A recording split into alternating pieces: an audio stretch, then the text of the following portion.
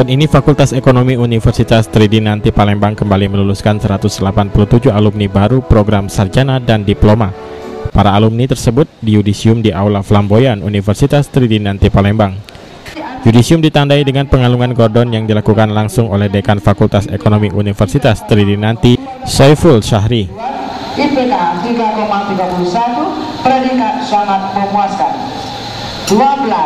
Keluarga Bapak Sahril Anwar, IPK 3,19, predikat sangat memuaskan. Saiful Syahri mengatakan dengan yudisium Fakultas Ekonomi ini, sampai saat ini jumlah alumni yang terdata sebanyak 12.000 orang lebih. Mereka telah bekerja baik sebagai wira swasta, pegawai BUMN maupun pegawai swasta. Ia berpesan kepada para alumni untuk tetap menjaga nama baik alma mater dan mengabdikan ilmu yang didapat di bangku kuliah dalam kehidupan bermasyarakat.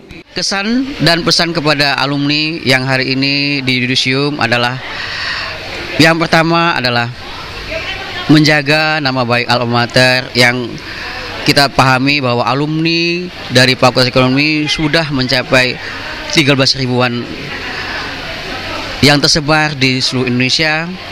Yang kedua, tingkatkan kompetensi sehingga mampu bersaing di masyarakat. Sementara itu, Sekretaris Yayasan Pendidikan Nasional Tridinanti Edi Sutriyono mengatakan, tantangan perguruan tinggi ke depan semakin sulit.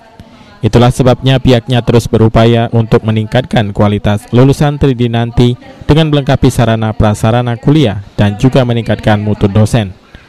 Memang sudah berkembang sangat pesat ya untuk Universitas Tridinanti Palembang. Nah, tentu perkembangan dari waktu ke waktu ini akan terus ditingkatkan, terutama seiring dengan meningkatnya kepercayaan masyarakat khususnya di Sumatera.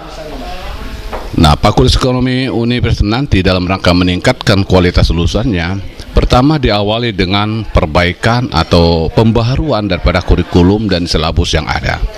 Kemudian juga dari kurikulum dan silabus ini juga harus menyentuh dengan kebutuhan pembangunan, kebutuhan masyarakat, dan kebutuhan. Wibisono, PAL TV.